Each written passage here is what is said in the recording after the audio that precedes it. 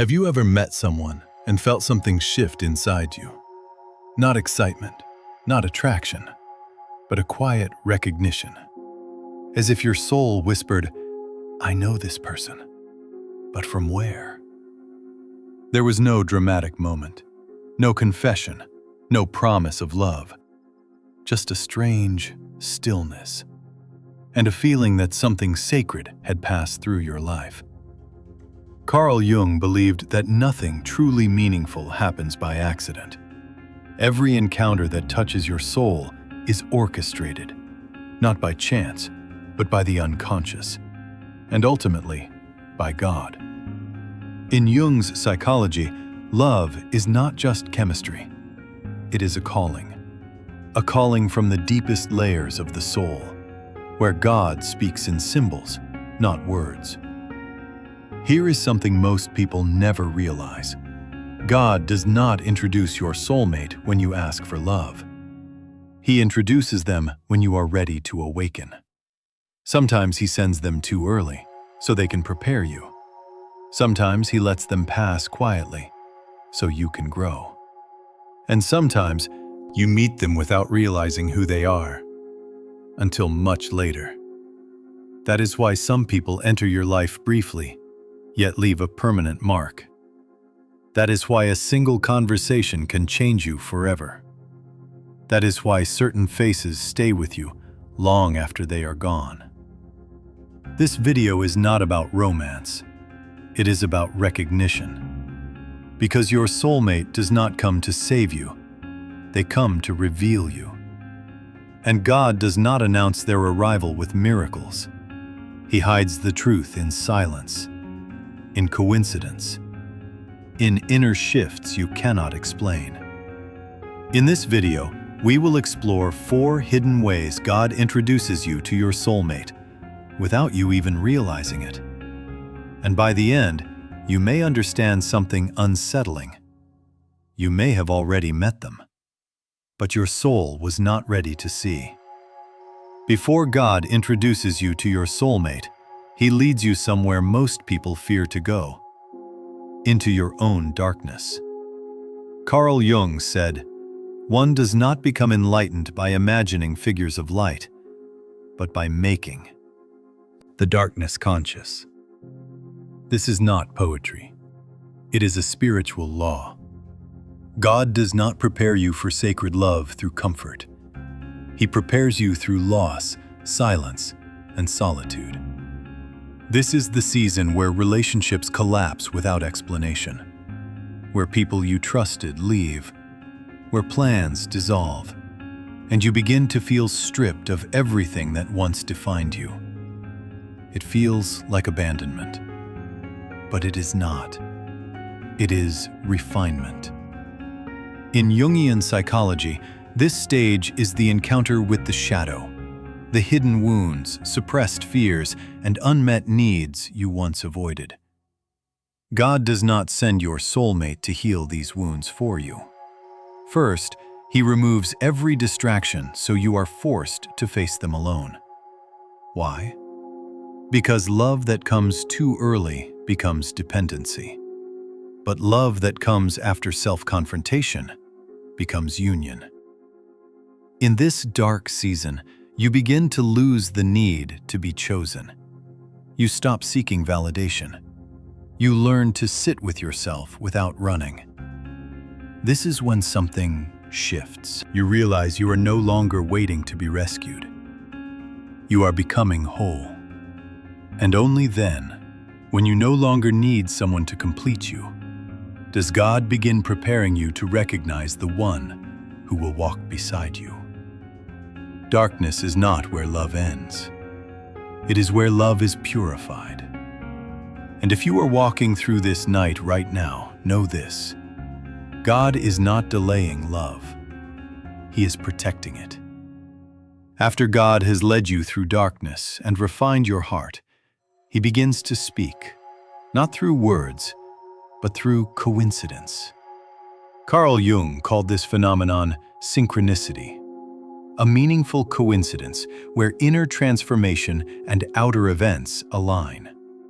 To the rational mind, it looks random, to the soul, it feels intentional. This is how God introduces your soulmate quietly. You meet someone unexpectedly, in an ordinary place, at an ordinary moment. Yet something inside you pauses. There is no overwhelming emotion, no dramatic attraction, just a strange sense of recognition, as if your soul whispers, "Pay attention." Jung believed that within every person lived two sacred archetypes, the anima and the animus, inner images of love stored in the unconscious.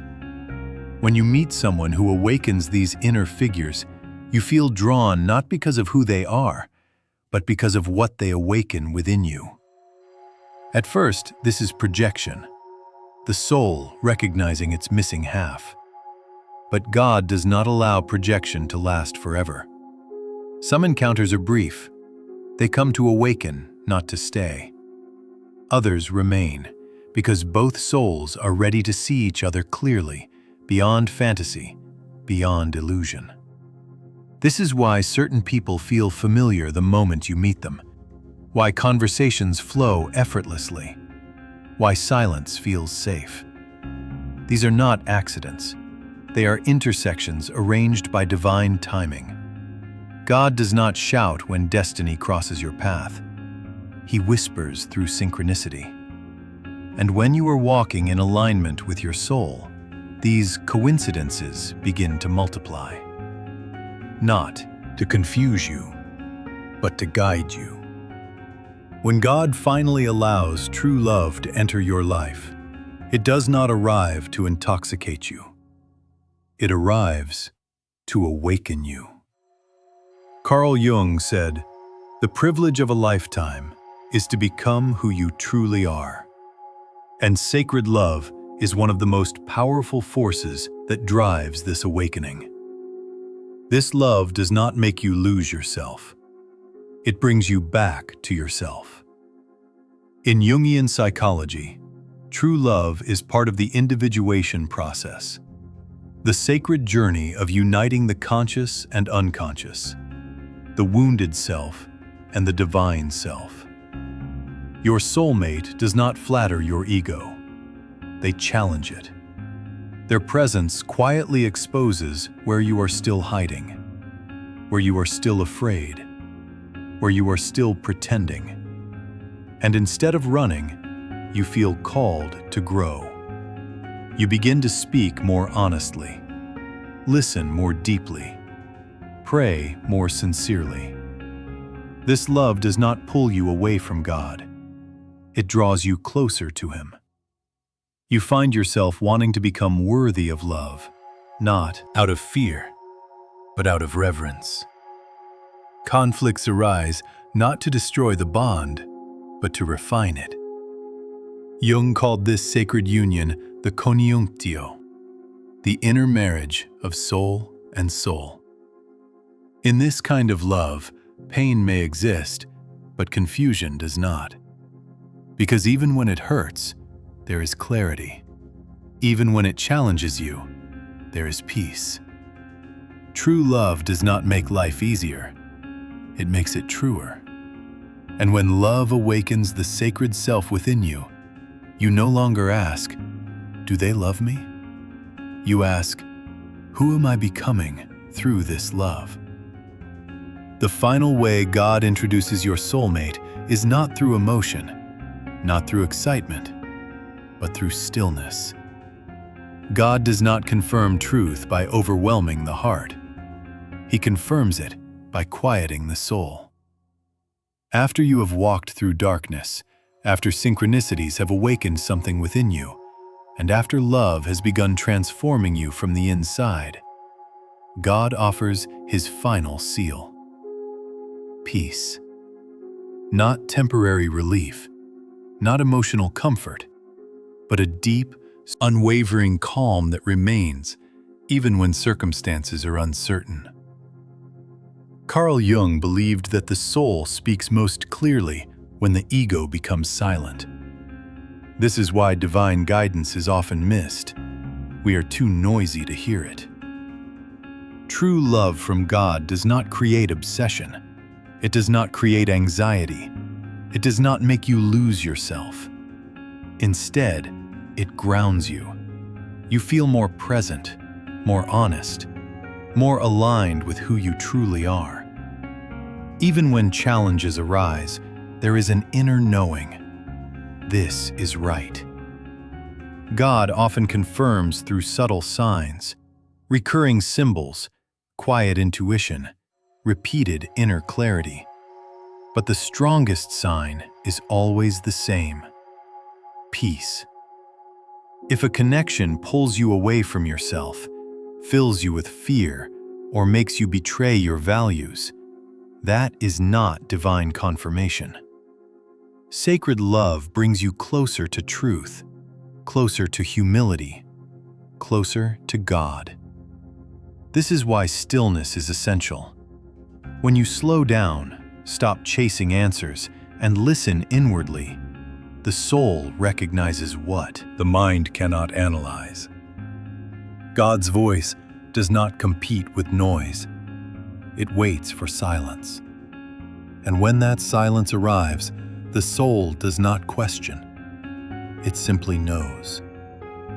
Your soulmate does not arrive to complete you. They arrive when you finally remember that you were whole all along. Love, in the light of Carl Jung and in the eyes of God, is never accidental. Every loss you endured, every silence you survived, every moment of waiting, all of it was shaping your soul to recognize the sacred when it appeared.